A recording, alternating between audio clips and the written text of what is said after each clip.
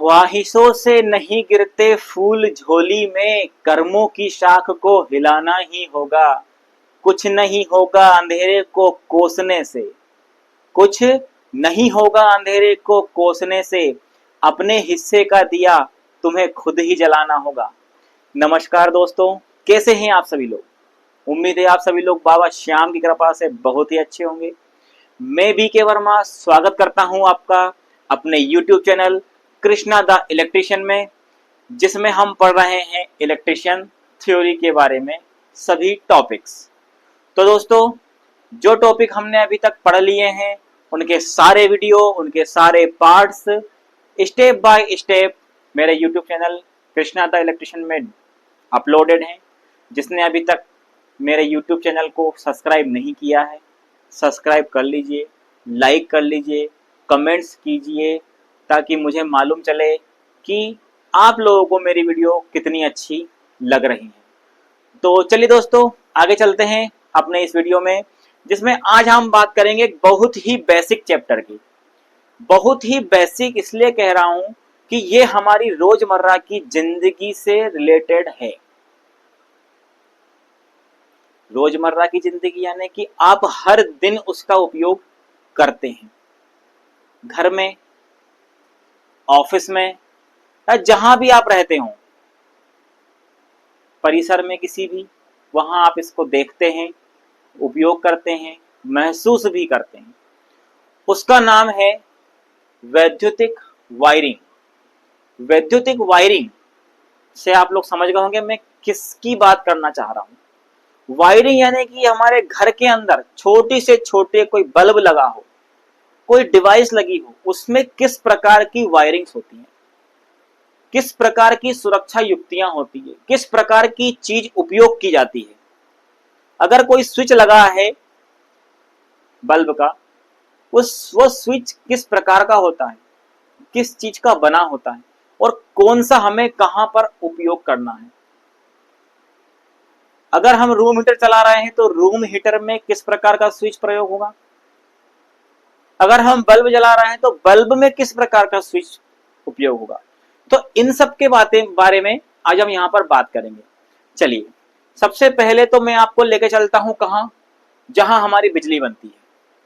वो बिजली कैसे आपके घर के दरवाजे से अंदर आती है, कैसे आपके घर में आ जाती है, क्या आप जानते हैं कैसे आती है। चलिए मैं आपको बताता हूं पूरी स्टेप। सबसे पहले मैं बात कर लेता हूं जनरेशन की। किसकी? जनरेशन। जहां पर बिजली बनती है, जहां पर क्या होता है, बिजली बनती है। देखिए, बिजली कई प्रकार से बनती है। सोलर एनर्जी भी उपयोग हम लोग कर रहे हैं, ठीक है, वहां भी उपयोग, वहां भी उत्पादन होता है। पानी से बिजली बना रहे हैं, वो भी हम यूज कर रहे हैं। हवा से बिजली बना रहे हैं, वो भी हम उपयोग कर रहे हैं।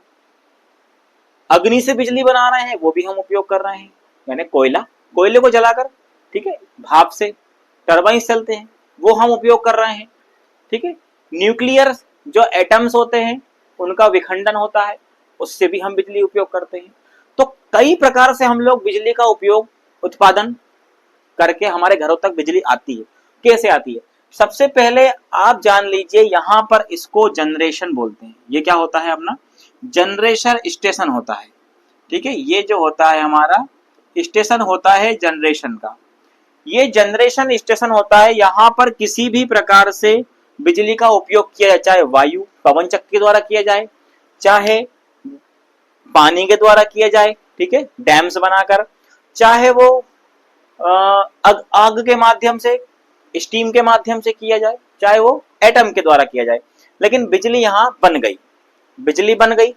अब देखिए आगे चल, जनरेशन के बाद आता है हमारा दूसरा स्टेप, ट्रांसमिशन। क्या आता है? ट्रांसमिशन। यानी कि इस बनी हुई बिजली को थोड़ा सा और आगे स्टेप अप करके ले जाया जाता है।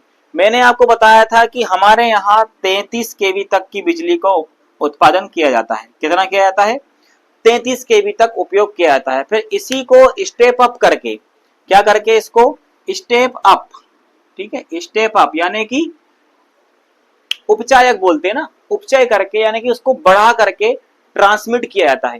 तो दूसरा दूसरा स्टेप मेरा आता है यहाँ पर ट्रांसमिशन। ठीक है, ट्रांसमिशन। इस प्रकार से टावर्स आपने देखे होंगे, इन टावरों पे ये तार लग जाते हैं। ठीक है, ये हो गया ट्रांसमिशन।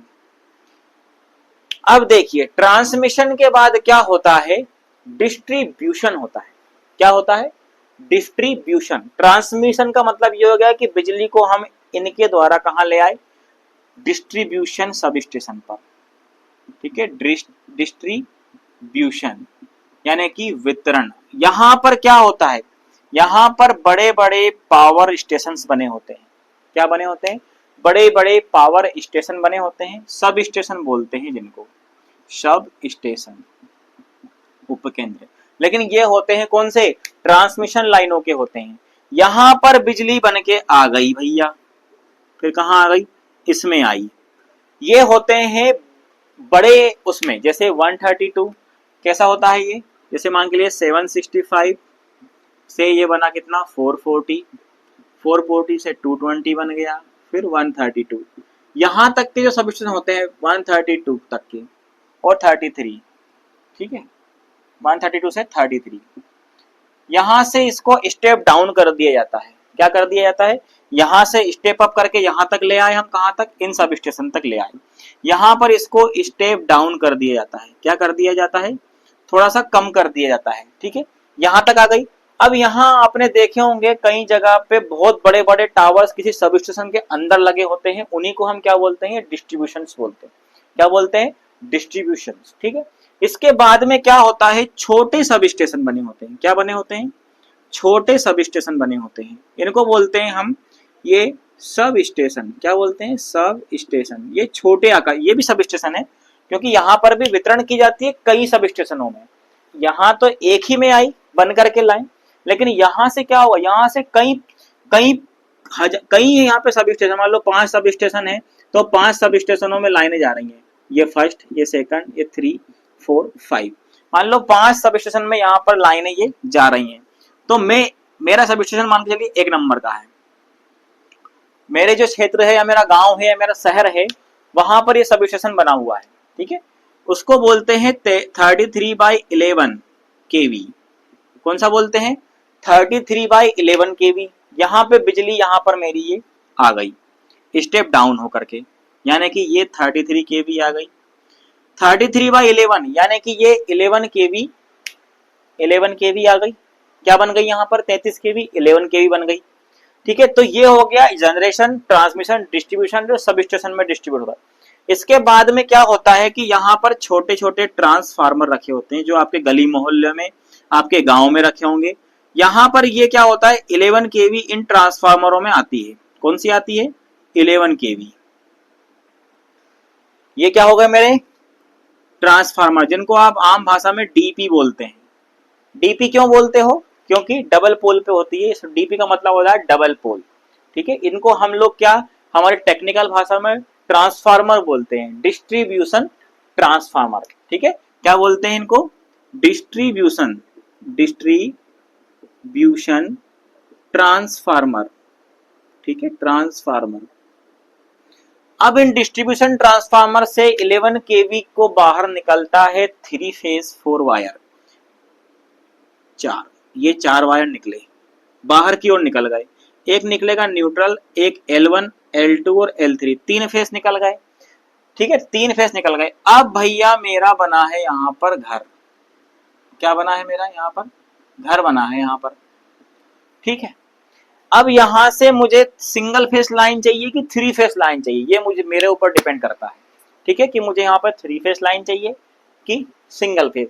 तो मैं बात करता हूं, यहां पर लगा होता है मेरा एनर्जी मीटर, घर की दीवार पर क्या लगा होता है, EM, एनर्जी मीटर।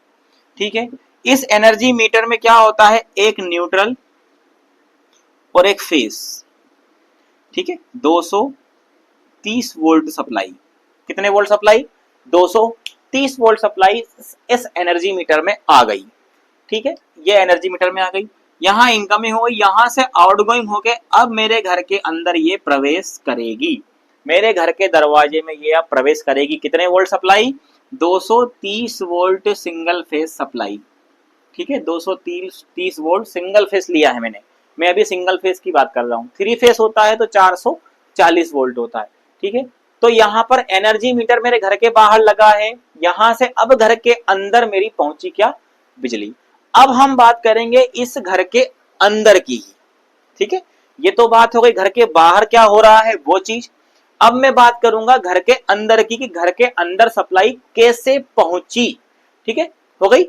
अब इसके अंदर क्या होगा, इसके अंदर का पूरा सिस्टम इस वैद्युतिक वायरिंग वाले चैप्टर में हम समझेंगे। ये सब चीजें मैंने आपको इसलिए बता दी क्योंकि आपके नॉलेज में रहे कि मेरी बिजली कहां कितने चरणों से गुजरते हुए मेरे घर तक पहुंची है। इतना आसान नहीं है घरों तक पहुंचाना बिजली को, विद्युत को आपके घर तक पहुंचाना, बटन चालू करा लाइन चालू, इतना आसान नहीं होता है। इसमें कई प्रकार की युक्तियां, ट्रांसफार्मर, टावर, सब स्टेशन, दुनिया भर की युक्तियां, इसमें सब मशीनें, सब उपयोग करने के बाद में फिर आपके घर, है ना, आपके घर तक सप्लाई पहुंचती है, जो आप दैनिक जीवन में, बहुत ही इंपॉर्टेंट हो गई है बिजली आज के जमाने में हमारे लिए। एक पल नहीं कटता बिना बिजली के, तो इतना आदी हो गए हैं बिजली के। थोड़ी सी देर लाइट गई नहीं कि हाहाकार मच जाता है, गर्मियों के दिनों में तो बहुत ज्यादा, लाइट गई गोल, ठीक है। चलिए वो तो एक जनरल चीज है, मैं आपको बता रहा हूं आगे। तो घर के अंदर जो हम वायरिंग उपयोग करते हैं कि हमारे घर के अंदर उपकरणों तक वो चीज कैसे पहुंचती है, टीवी तक बिजली कैसे पहुंची, बल्ब तक बिजली कैसे पहुंची, पंखे तक बिजली कैसे पहुंची, ठीक है। मोबाइल आपका चार्ज हो रहा है तो मोबाइल तक बिजली कैसे पहुंची, उस चार्जर के माध्यम से जिस बोर्ड में आपने लगाया, उसमें कौन सी युक्तियां उपयोग की गई, कौन सा बोर्ड है वो सॉकेट कौन सा है, वो स्विच कौन सा है, ये सब चीजें इसके अंदर हम डिस्कस करेंगे, ठीक है। एक जनरेशन का पूरा एक चैप्टर है जनरेशन ट्रांसमिशन का, वो मैं आपको आगे बता दूंगा, और ये तो एक जनरली चीज है ताकि आपको पता रहे। चलिए अब हम बात करते हैं इसमें वैद्युतिक वायरिंग में। तो देखिए वैद्युतिक वायरिंग, जैसे आप घरों के अंदर जो एनर्जी मीटर लगा होता है, एनर्जी मीटर के बाद में हम लोग फ्यूज लगाते हैं। फ्यूज के बाद में क्या होता है कि पूरी वायरिंग हमारे घरों में होती है। देखिए 2 प्रकार की वायरिंग हम लोग करते हैं, आजकल जो प्रचलन में है वायरिंग, वो 2 प्रकार की है। एक कौन सी है, केसिंग कैपिंग, ठीक है, जो ऊपर होती है, दीवार के ऊपर रीप लग के होती है, एक वो होती है। दूसरी होती है अंडरग्राउंड वायरिंग, ठीक है, जो दीवारों में झिरियां काटकर उसके अंदर फिर पाइप डाला जाता है, उस पाइप के अंदर से वायरिंग होती है, ठीक है। पीवीसी पाइप है, लोहे का पाइप है, जो भी आपको उचित लगे उस प्रकार के पाइप को उसमें डाल करके उसके अंदर से वायर्स को डाला जाता है और बिजली उपकरण तक पहुंचाई जाती है। तो 2 प्रकार की वायरिंग्स होती है, ठीक है। तो देखिए विद्युत वायरिंग जो होती है उसका जो नियम होता है हमारा, वो होता है 1956 विद्युत अधिनियम के तहत की जाती है। विद्युत अधिनियम 1956 के तहत पूरे घरों की वायरिंग की जाती है। तो वायरिंग के संबंध में थोड़ी सी मैं आपको बात बता दूं कि वायरिंग जब भी आप करवाएं अपने घर में, तो अपने घर में आप वायरिंग किसी भी लाइसेंसी ठेकेदार के माध्यम से ही करवाएं, ठीक है, जिसके पास वैलिड क्लास का सर्टिफिकेट हो, लाइसेंस हो, उसी के द्वारा आप वायरिंग करवाएं। ताकि देखिए वायरिंग एक ऐसी चीज है जो आपके उपकरणों को बचाती है, साथ में आपको, आपके घर की सुरक्षा, आपके परिवारजनों की सुरक्षा भी करती है। तो वायरिंग हमेशा अच्छे तारों की, अच्छी क्वालिटी का सामान उपयोग करना चाहिए। इसमें कभी भी कंजूसी नहीं करना है कि हम लोकल सामान बाजार से खरीद लाएं उसी का उपयोग करें, नहीं। आईएसआई मात्रक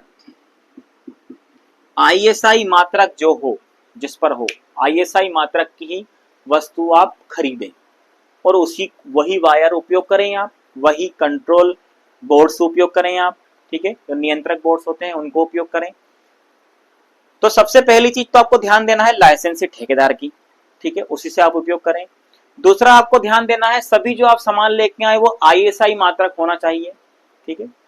तीसरी चीज आपको जो मोस्ट इंपोर्टेंट ध्यान रखना है वो ये रखना है कि जो लाइसेंसी ठेकेदार के द्वारा जो कार्य किया जाता है उसके जो कारीगर कार्य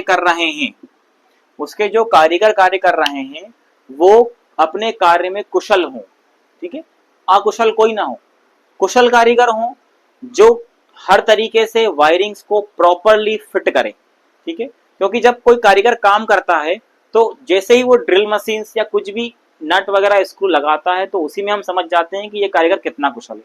तो घरों की वायरिंग में, विद्युतिक वायरिंग में ये चीज आपको मोस्ट इंपोर्टेंट रखना है। अब हम थोड़ा सा बात करते हैं, जैसे मानिए आपके घर के में स्विच बोर्ड लगा हुआ है, ठीक है, चलिए ये तो हो गया। थोड़ा सा अब अंदर की, हम घर के अंदर की बात कर लेते हैं, ठीक है। कुछ चीजें ऐसी हमें होना चाहिए यार, जो कि हमारे घरों में डेली हम यूज करते हैं, ठीक है। जिसमें कि सबसे पहला आता है हमारा जो नियंत्रक, जो बोर्ड स्विच होता है, जो स्विच बोर्ड होता है जहां से हम कंट्रोल करते हैं, वो जो बोर्ड होगा, उस बोर्ड की जमीन से जो हाइट होगी वो लगभग आप मानिए कि 2.5 मीटर तो होना चाहिए। कितने मीटर होना चाहिए? लगभग 2.5 से 3 मीटर तो होना चाहिए ऊपर, ठीक है। और दूसरी चीज, जो ये बोर्ड होना चाहिए, ठीक है, जो स्विच बोर्ड है, ये जो स्विच बोर्ड जैसे ही आप घर के अंदर एंटर करते हैं, ठीक है, एंटर करें या घर जो अपना गेट है उसके बाईं ओर स्थापित हो। किस तरफ होती है? बाहिनी ओर, ठीक है। जो बोर्ड होता है वो बाहिनी ओर स्थापित हो, ठीक है, ये चीज आपको ध्यान रखना है। जो वायर आप उपयोग करें वायरिंग में वो अच्छी क्वालिटी के हों, ठीक है। अगर मान के चलिए आपको घर के बाहर वायरिंग करना है तो वो जल रोधी होना चाहिए। कैसिंग कैपिंग है, जो वायर्स है, जो आपके इक्विपमेंट्स हैं, वो जल रोधी होना चाहिए, ठीक है, बारिश की वजह से वो खराब ना हो। जो हमारा छत का पंखा होता है, देखिए जो हमारा छत का जो पंखा होता है उसकी जो ऊंचाई होनी चाहिए वो फर्श से लगभग 3 मीटर होना चाहिए। कितनी? 3 मीटर तो लगभग हो, 2.5 से 3 मीटर होना चाहिए, ठीक है। ये चीज आपको वैसे थोड़ी बहुत ये बेसिक चीजें हैं जो आपको याद होना चाहिए, ठीक है। चलिए अब इसमें थोड़ा सा हम आगे मेन कुछ देखिए ये चैप्टर पढ़ने में ऐसा है कि इसमें मैं एक जो टॉपिक बनाऊंगा, इसका जो वस्तुनिष्ठ प्रश्नोत्तरी बनाऊंगा, ये सिर्फ उसी पे आधारित होगा, ठीक है। ये एक जनरली चीज है जो आपको पता होना चाहिए, ठीक है। तो थोड़ा सा हम इसके बारे में आगे और पढ़ ले। हम हमारे घर में 2 प्रकार के परिपथ उपयोग करते हैं, ठीक है। देखिए एक तो आप बोलते ना कि पावर बोर्ड दे दो, ठीक है। तो वो क्या होता है, देखिए पावर बोर्ड, नॉर्मल बोर्ड क्या होता है, एक मैं बात करूंगा पावर बोर्ड के बारे में। एक जो नॉर्मल मेरा जो कंट्रोल बोर्ड होता है जिसमें बहुत सारे स्विचेस होते हैं, ठीक है, ये हो गया मेरा नॉर्मल बोर्ड। और एक होता है पावर बोर्ड। कौन सा होता है? पावर। ये हो गया नॉर्मल वाला बोर्ड, नॉर्मल बोर्ड। इसको हम इलेक्ट्रिक भाषा में क्या बोलेंगे? ये हमारा उप परिपथ। कौन सा? उप परिपथ। ये हो गया पावर उप परिपथ, पावर उप परिपथ। देखिए इसमें आपने देखे होंगे कई प्रकार के स्विच इस प्रकार से लगे होते हैं, सॉकेट्स लगे होते हैं, 3 4 5 6 7 इस प्रकार से लगे होते हैं, ठीक है। लेकिन पावर परिपथ में आपने देखा होगा इस प्रकार से होते हैं। देखिए मैंने ये क्यों बनाया यहां पर,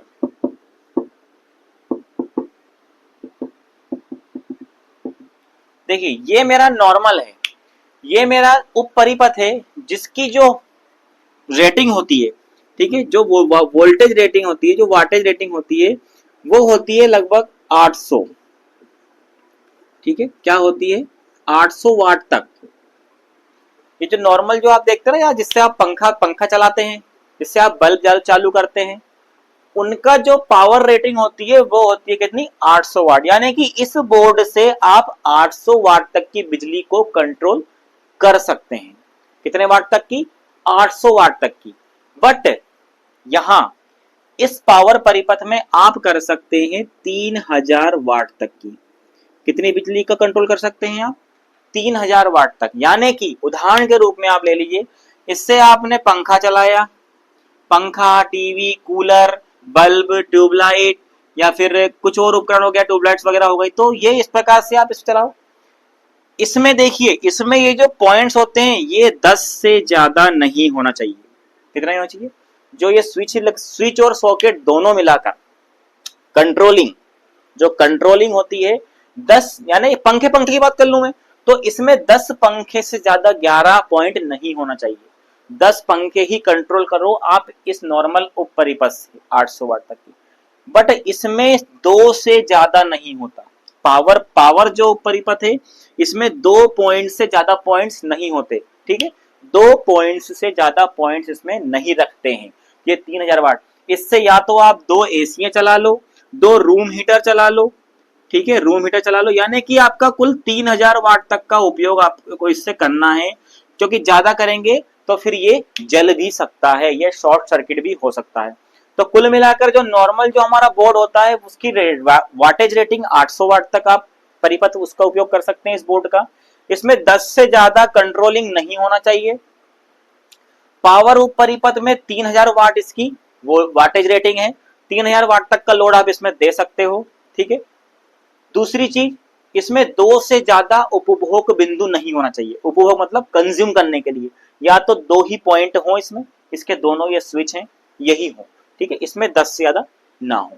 तो ये होगा थोड़ा स्विच। ये पावर 2 प्रकार के परिपथ होते हैं हमारे, एक नॉर्मल जो परिपथ होता है जिसको 800 वाट रेटिंग होती है, दूसरा हमारा पावर उप परिपथ होता है जिसकी 3000 वाट तक की रेटिंग होती है, 3000 वाट तक आप उसमें उपयोग कर सकते हैं। ठीक है, इसके बाद में हम थोड़ा सा जो हमारे सॉकेट्स होते हैं इनको अर्थ करना बहुत जरूरी है। पावर जो परिपथ है उसमें जो तीसरा पॉइंट दिया रहता है वो अर्थिंग के लिए दिया रहता है, थोड़ा सा मोटा होता है, उसकी मोटाई होती है, उसको अर्थिंग करना बहुत ज्यादा जरूरी होता है। उसको अर्थ करिए आप, ठीक है, ताकि खुद की भी सुरक्षा हो और इस वायरिंग की भी सुरक्षा हो। ठीक है, तो ये चीजें आपको समझ में, ये एग्जाम में आती हैं और कई एग्जाम में ये चीजें आ चुकी है। देखिए ये चैप्टर बहुत बड़ा है, इसमें जो इंपॉर्टेंट चीजें होंगी वही मैं आपको बताऊंगा, बाकी इससे रिलेटेड एक प्रश्नोत्तरी में बनाऊंगा जिसमें सब छोटी चीजों को मैं उसमें इंक्लूड करूंगा, क्योंकि कुछ चीजें देखिए बताने के लिए नहीं होती कि आपके स्विच आपको कैसा लगाना है, सीधा लगाना, उल्टा लगाना, ये चीज आपको पता है। ठीक है, हम है टेक्निकल स्टूडेंट, तो टेक्निकल स्टूडेंट को इतना तो पता ही होना चाहिए।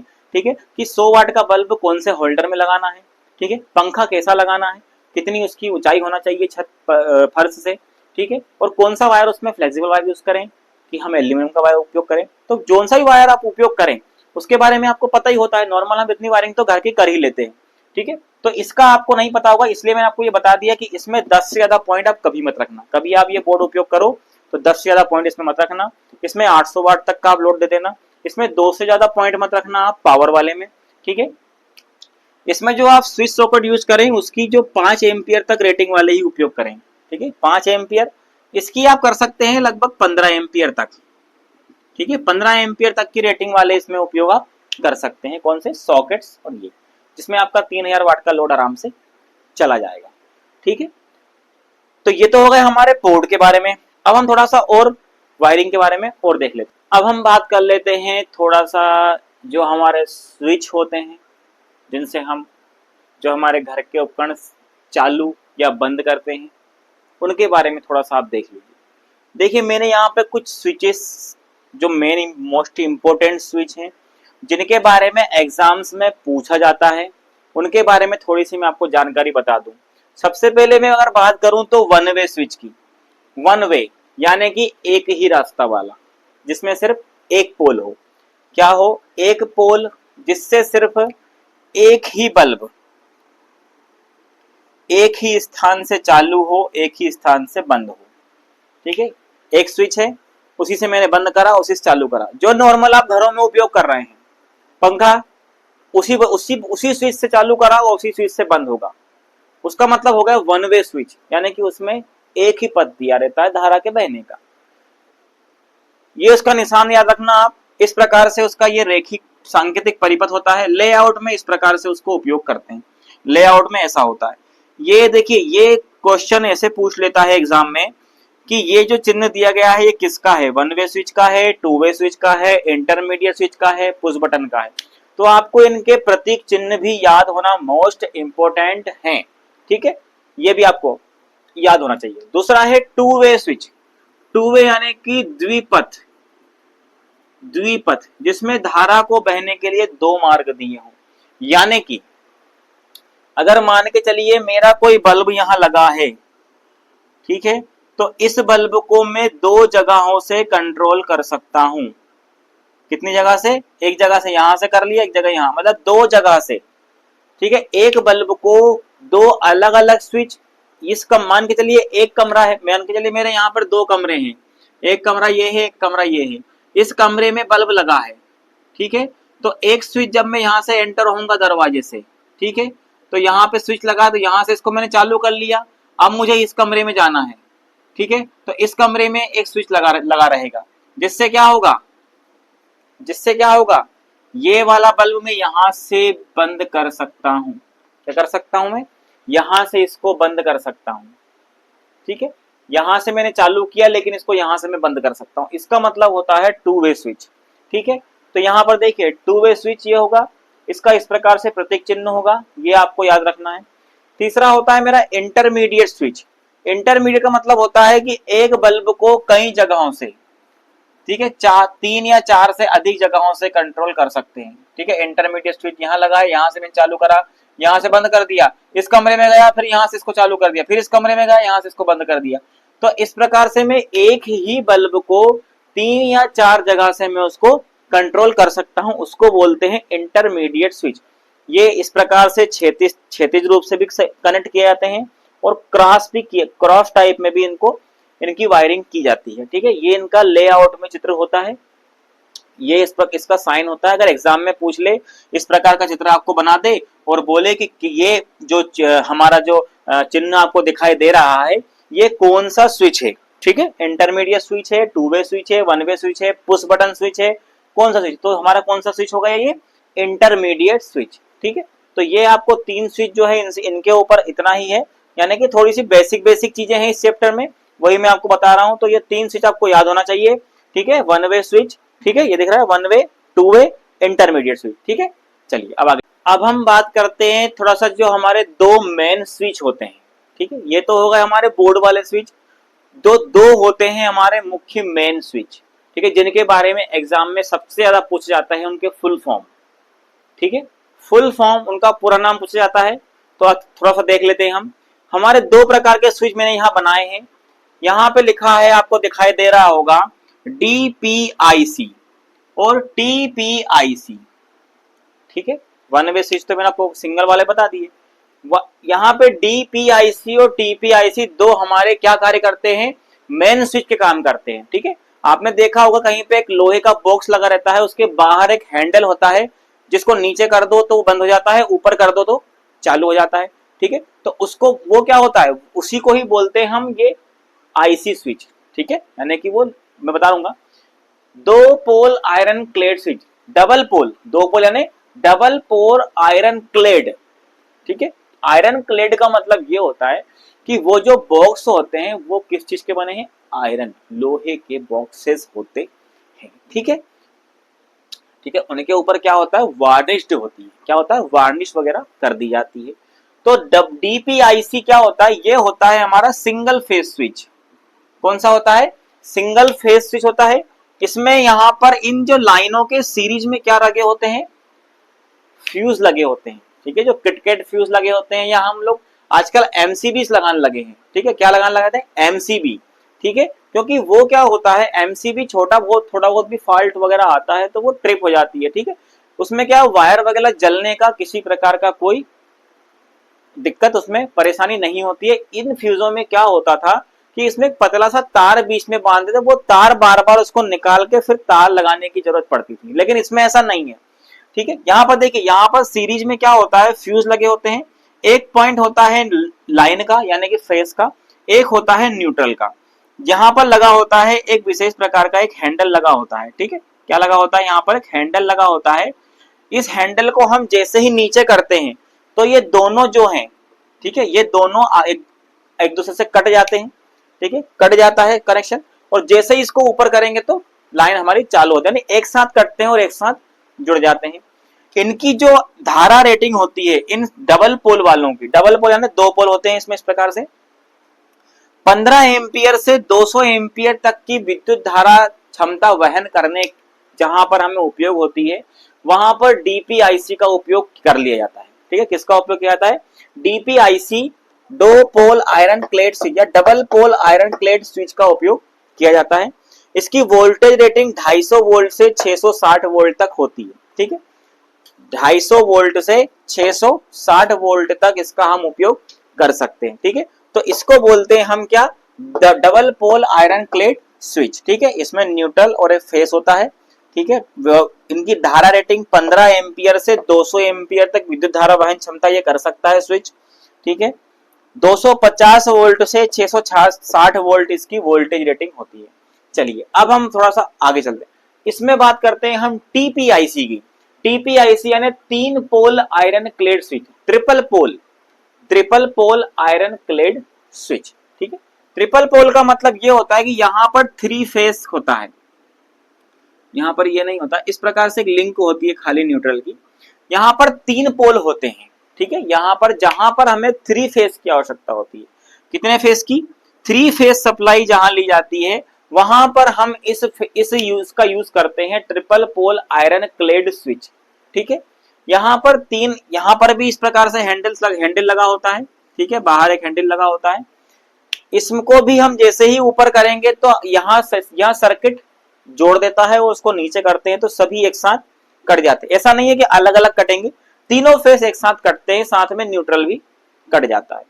तो इसकी जो धारा रेटिंग होगी वो होगी 30 एम्पियर से 400 एम्पियर, यानी कि सिंगल पोल जो हमारा ये डबल पोल डीपीआईसी स्विच था, इससे सीधा सीधा दुगनी, ये 20 से 200 था, 15 से 200 था, ये 30 एम्पियर से 400 एम्पियर तक इसकी धारा रेटिंग होगी। वोल्टेज होगा 400 वोल्ट से 1100 वोल्ट तक इसका हम उपयोग कर सकते हैं, यानी कि 3 फेज जो हमारी सप्लाई होगी 440 वोल्ट होती है, उसके बीच उसकी और 1100 वोल्ट तक हम इसको उपयोग कर सकते हैं। ठीक है, देखिए इनमें एक कॉमन चीज क्या है, इनमें एक कॉमन चीज ये है कि अगर स्विच की बात आती है तो बाकी जो स्विच हमारे घर में लगे होते हैं उनको हम जब ऊपर करते हैं तो बंद हो जाती है लाइन, और नीचे करते हैं तो ऊपर करते नीचे करते हैं तो चालू हो जाती है। लेकिन ये उसका जस्ट उल्टा है, इनको ऊपर करेंगे तो ये चालू होगी।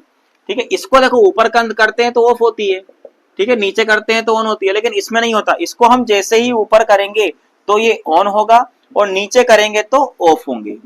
ये स्विच की इनकी ये खासियत है, और एक साथ ये सप्लाई को पूरा ही काट देते हैं। ठीक है, न्यूट्रल लिंक भी होती है इसमें एक, ठीक है, ये न्यूट्रल लिंक होती है, तो इसमें 3 फेस एक न्यूट्रल लिंक होती है, इसमें सिंगल फेस न्यूट्रल लिंक होती है। तो ये हो गया हमारा डीपीआईसी और टीपीआईसी। ये स्विच बहुत इंपॉर्टेंट है, इनका फुल फॉर्म आपको याद होना चाहिए डीपीआईसी और टीपीआईसी का, इसलिए मैंने यहाँ पे हिंदी में लिख दिया है कि triple pole iron clad switch, 3 pole iron clad switch, double pole iron clad switch. ठीक है, आईसी का मतलब होता है आयरन क्लेड। ठीक है, triple pole double pole, IC दोनों में सेम है, आयरन क्लेड स्विच।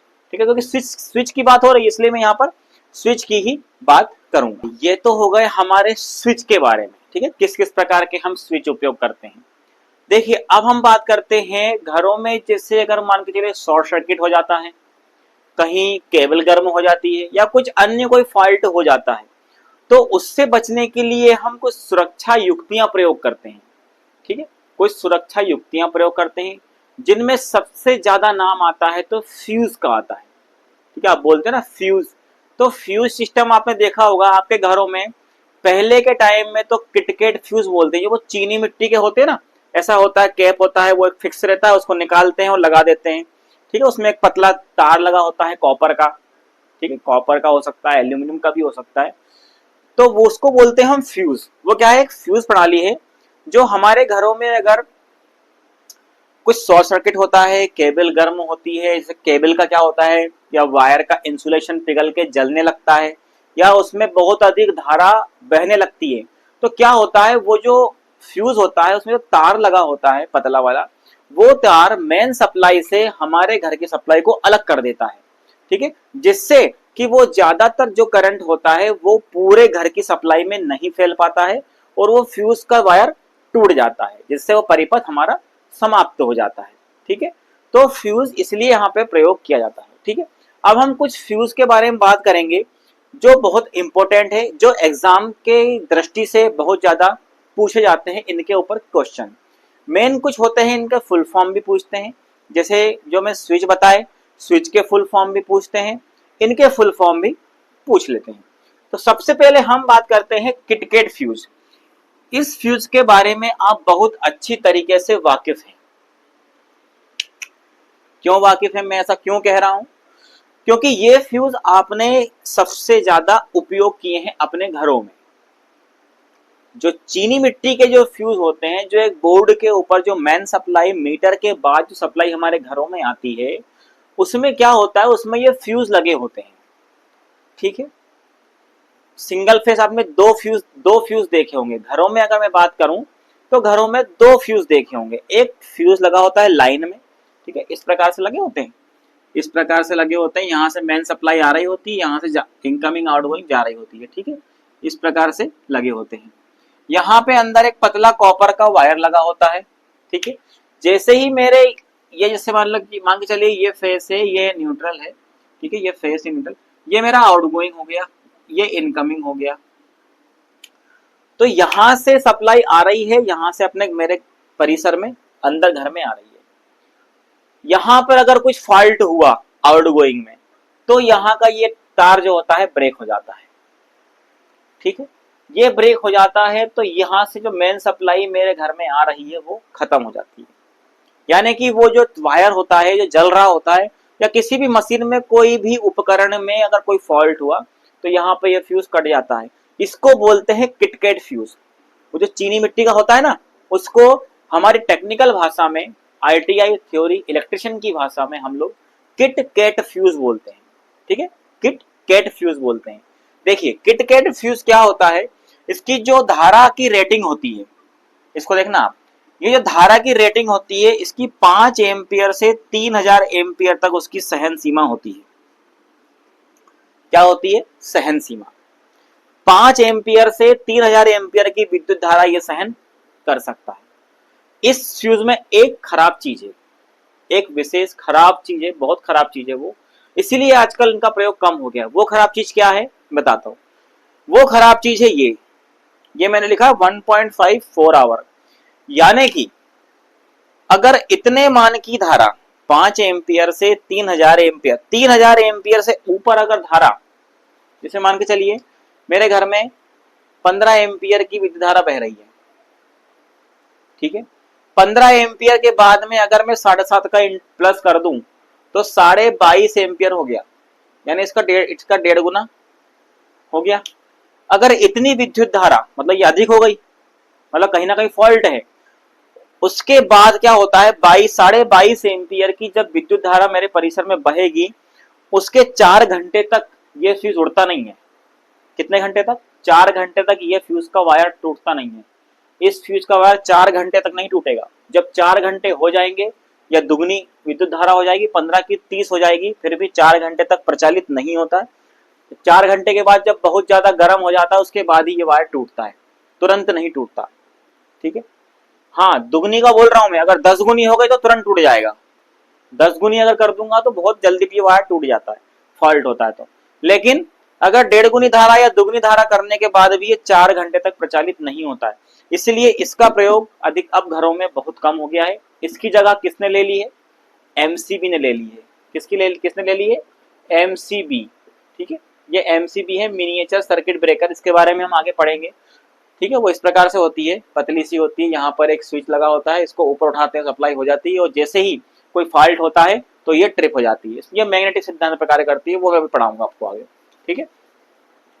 तो इसका उपयोग घरों में किया जाता था, ठीक है। आजकल इनका प्रयोग बहुत कम हो गया है, क्योंकि ये प्रचालित नहीं होती दोगुनी धारा बहने पर भी। कोई शॉर्ट सर्किट हुआ, दोगुनी धारा अगर हो गई तो 4 घंटे बाद प्रचालित होगा, और अगर दुगनी धारा से अगर ज्यादा धारा अगर प्रवाहित होगी तो जल्दी प्रचालित हो जाएगा, जल्दी टूट जाएगा। इसलिए इनका प्रयोग अब बहुत कम हो गया है, ठीक है। चलिए इसका जो हमारा एक सब्स्टिट्यूट है वो क्या है? MCB। इनकी जगह पे MCB का उपयोग करते हैं। दूसरा होता है मेरा कार्ट्रिज फ्यूज, ठीक है। देखिए किटकैट फ्यूज, आप ये चित्र देख लीजिए, आपके स्क्रीन पर दिख रहा है, ये चित्र इस प्रकार से होता है, ठीक है। इस प्रकार से मेरा किटकैट फ्यूज। अब मैं बात कर लेता हूँ कार्ट्रिज फ्यूज की। ये देखिए, ये चित्र आपको दिख रहा है। इस चित्र में कार्ट्रिज फ्यूज कुछ इस प्रकार का आपने अगर कहीं देखा हो, जो सब स्टेशन में है, कुछ ऑपरेटर्स होते हैं जो, उन्होंने देखा होगा इस प्रकार का स्विच लगा देता है, या आपने किसी मशीन में या कहीं भी इक्विपमेंट में आपने देखा होगा इस प्रकार का फ्यूज। देखिए इसकी विशेषता क्या होती है, ये कार्ट्रिज होता है और ये दोनों तरफ से क्या होता है, एक क्या होता है, ये बेलनाकार टाइप में होता है इस प्रकार से, ठीक है, यहां से और यहां से। ये पूरा वैक्यूम में होता है, इसके अंदर हवा बिल्कुल भी नहीं होती। इसीलिए क्या होता है, ये जो फ्यूज होता है ना, ये वातावरण के प्रभावों से पूरी तरह से सुरक्षित होता है, क्योंकि ये एयर टाइट होता है, ठीक है, इसके अंदर हवा नहीं जा सकती। इसके अंदर क्या होता है, यहाँ पे अचालक एक पाउडर भरा होता है। क्या भरा होता है? अचालक पाउडर भरा होता है, ठीक है। यहाँ पर ये दोनों, ये दो इस प्रकार से इसमें लगे होते हैं, पत्तियां लगी होती हैं, जिससे जो किटकिट फ्यूज होते हैं ना, उसको अपन निकाल के ऐसे फंसाते हैं, तो इनको भी इस प्रकार से फंसा दिया जाता है। और यहाँ पर देखिए, इसका अगर ये फ्यूज अगर जब क्या होगा, ये फ्यूज उड़ेगा तो हमें दिखता तो है नहीं, क्योंकि ये पैक रहता है। तो पता कैसे चलेगा कि ये फ्यूज अब खराब हो गया है? यहाँ पर क्या होता है, यहाँ पर एक कागज लगा होता है, ठीक है। इस फ्यूज के इधर पे एक कागज लगा होता है, वो कागज काला हो जाता है। क्या हो जाता है? काला हो जाता है पूरी तरीके से। तो यहाँ पे हमें दिख जाएगा कि ये कागज, एक कागज होता है, वो कागज अगर काला हो गया तो इसका मतलब ये वाला फ्यूज हमारा खराब हो गया है, ठीक है। तो ये होता है कार्ट्रिज फ्यूज। इसकी जो धारा रेटिंग होती है वो होती है 2 एम्पियर से 60 एम्पियर के बीच, यानी कि इसको 2 एम्पियर से लेके 60 एम्पियर तक हम उपयोग कर सकते हैं, ठीक है। इसके अंदर जो तार होता है वो तांबा और टीन का मिश्रण होता है, 63:37 का। 63% तांबा होता है और टीन होता है 37%। थोड़ा सा ये जानकारी भी होना चाहिए अपने को, एग्जाम में पूछ लेता है कभी कभी ये छोटी छोटी चीजें, ठीक है। तो ये जो 2 एम्पियर से 60 एम्पियर वाला कार्ट्रिज फ्यूज है, इसका उपयोग क्या होता है, जो मशीनें होती है ना बड़ी बड़ी, जहां पर इतने एम्पियर की धारा उपयोग की जाती है, उसमें लगे होते हैं। ये छोटे आकार के होते हैं या बड़े नहीं होते, छोटे आकार के, किटकिट फ्यूज से छोटे आकार के होते हैं। वहां पर इनका प्रयोग जो मशीनें होती हैं उन मशीनों में किया जाता है, ठीक है। जो पैनल्स होते हैं, इलेक्ट्रिक पैनल्स होते हैं, उनमें भी किया जाता है। जो बड़े बड़े हमारी जो ओरिजिनल डिवाइसेस होती हैं उनमें इसका प्रयोग किया जाता है। आजकल इसी का प्रयोग किया जाता है, क्योंकि देखिए किटकिट फ्यूज क्या होता है, ज्यादा स्थान भी घेरता है और उसको जगह भी पर्याप्त चाहिए होती है। लेकिन कार्ट्रिज फ्यूज इतना सा होता है, उसको कहीं भी आप फिट, छोटी सी जगह में फिट कर सकते हो। इसीलिए इनका प्रयोग मशीनों में किया जाता है, ठीक है। मशीनें क्या होता है, एक स्थान से दूसरे स्थान तक भी हमें ले जाना पड़ता है, तो उसमें ये लगा होता है, ठीक है। चलिए अब बात करते हैं हम HRC फ्यूज की। HRC फ्यूज का फुल फॉर्म पूछता है सबसे ज्यादा एग्जाम में, हाई रैप्चरिंग कैपेसिटी फ्यूज, ठीक है। हाई रैप्चरिंग कैपेसिटी फ्यूज, इसका मतलब होता है कि ये जब विद्युत धारा का मान इसमें 1.5 गुना या 2 गुना होने पर 4 घंटे में प्रचालित नहीं होता ना, लेकिन इसमें ऐसा नहीं है। ये जो फ्यूज होता है, ये इसकी जो निर्धारित धारा मान है 30 एम्पियर से 1000 एम्पियर में अगर दुगनी धारा होने के पहले ही ये प्रचालित हो जाता है, यानी टूट जाता है। ये चित्र देख लीजिए आप, इस चित्र में आपको HRC फ्यूज दिख रहा है, ये इसकी संरचना है, ठीक है। इसका प्रयोग क्या होता है, जो 11 kV लाइन्स होती हैं अपनी पावर हाउस में, सब स्टेशन में इस फ्यूज का प्रयोग किया जाता है, ठीक है। जो नंगे तार होते हैं ना एल्यूमिनियम के हमारे, उसमें इसका प्रयोग किया जाता है, क्योंकि इसकी रेटिंग 30 एम्पियर से 1000 एम्पियर तक की विद्युत धारा ये वहन कर सकता है, ठीक है। उपकेंद्रों में इसका प्रयोग किया जाता है। तो ये हमारी कुछ सुरक्षा युक्तियां हैं। इसमें देखिए एमसीबी मैंने आपको बोला था, वो भी मैं अपन पढ़ेंगे, अभी एमसीबी के बारे में पढ़ेंगे। कुछ और फ्यूजेस हैं, कुछ और सुरक्षा युक्तियां हैं, डिजिटल हो गया है क्योंकि जमाना, तो ये सब क्या है, ये पुरानी चीजें हो गई हैं, ठीक है। इनमें कुछ ना कुछ खराबी होती है, इसलिए ये क्या होती है, आजकल बहुत कम उपयोग में करी जाती है। इनकी जगह सबसे अच्छा आजकल एमसीबी हो गया है, ठीक है। एमसीबी कितने एम्पियर तक, सबसे ज्यादा एम्पियर तक भी 15 ampere, 20 ampere, 60 ampere, 100 ampere, 200 ampere तक भी, 300 एम्पियर तक भी प्रयोग की जाती है। तो वो एमसीबी क्या होती है, छोटा बहुत अगर थोड़ा बहुत भी फॉल्ट होता है तो वो तुरंत ट्रिप हो जाती है, जिससे हमारी सुरक्षा बढ़ जाती है। लेकिन अगर इनका हम प्रयोग कर रहे हैं तो ये भले ही कह रहा है कि हम 4 घंटे में भैया टूट जाएंगे या परिपथ को अलग कर देंगे, लेकिन फिर भी कुछ समय तो ले रहा है, जब तक हमारे दूसरे उपकरण भी समाप्त हो सकते हैं, ठीक है। तो इनकी जगह पे अब हम लोग एमसीबी का उपयोग करने लगे, ठीक है। चलिए थोड़ा सा अब एमसीबी के बारे में ही देख लिया जाए, उसकी थोड़ी सी कार्यविधि समझ ली जाए कि एमसीबी की कार्यविधि क्या होती है। इसका फुल फॉर्म होता है मिनिएचर सर्किट ब्रेकर। क्या होता है, मिनिएचर सर्किट ब्रेकर, इसका भी फुल फॉर्म आता है, ठीक है। ये लघु परिपथ, क्या बोलते हैं इसको, लघु परिपथ होता है ये, ठीक है। मिनिएचर सर्किट ब्रेकर होता है, लघु परिपथ युक्ति है। इसके माध्यम से सबसे अधिक कार्य ये करता है ओवरलोडिंग में, काय में काम करता है, ओवरलोडिंग। अपन देखते हैं ना कभी कभी एमसीबी गिर जाती है, बोलते ना एमसीबी गिर गई, तो एमसीबी का आकार कुछ इस प्रकार का होता है।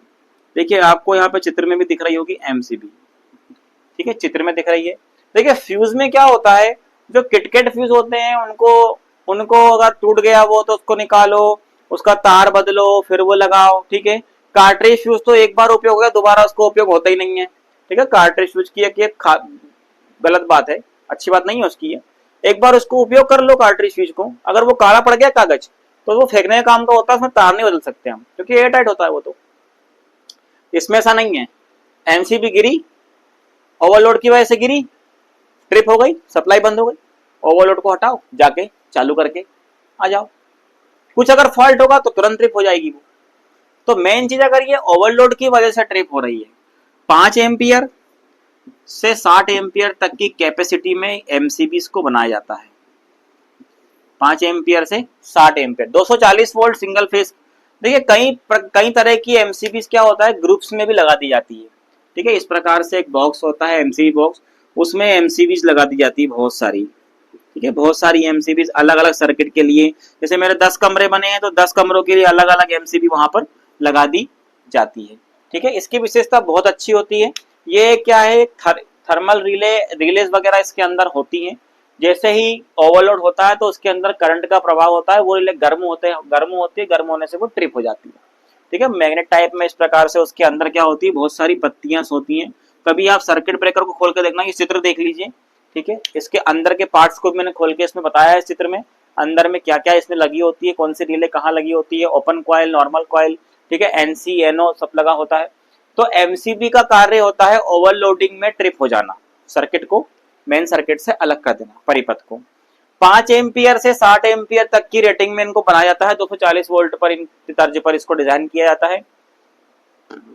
ठीक है, इसमें किसी प्रकार के कोई तार बदलने की हमें आवश्यकता नहीं होती है, किटकेट फ्यूज या अन्य फ्यूजों की आवश्यकता। ओवरलोडिंग में ये कार्य करता है, मिनिएचर सर्किट ब्रेकर इसका फुल फॉर्म होता है। ठीक है, मिनिएचर सर्किट ब्रेकर। ठीक है, तो ये है थोड़ी सी एमसीबी के बारे में बेसिक जानकारी। तो दोस्तों अभी के लिए इतना ही। वैद्युतिक वायरिंग का चैप्टर काफी बड़ा है, इसके मुझे 2 से 3 पार्ट बनाने पड़ सकते हैं। तो इस पार्ट में अभी आप ये बेसिक चीज का ध्यान रखिए, इस वीडियो को आप अच्छे से देख लीजिए, इसका सेकंड पार्ट भी मैं जल्दी ही अपलोड कर दूंगा। ठीक है, तब तक के लिए मैं आपसे विदा चाहता हूँ। मेरे YouTube channel Krishna the electrician को आप सब्सक्राइब करिए, लाइक करिए, बेल आइकन को दबाइए, ताकि नई वीडियो आपके पास जल्दी पहुंच सके। ठीक है, और तब तक के लिए आपका अपना भाई बीके वर्मा आपसे विदा लेना चाहता है। तब तक के लिए जय श्री राम, जय श्री श्याम, जय हिंद, जय भारत।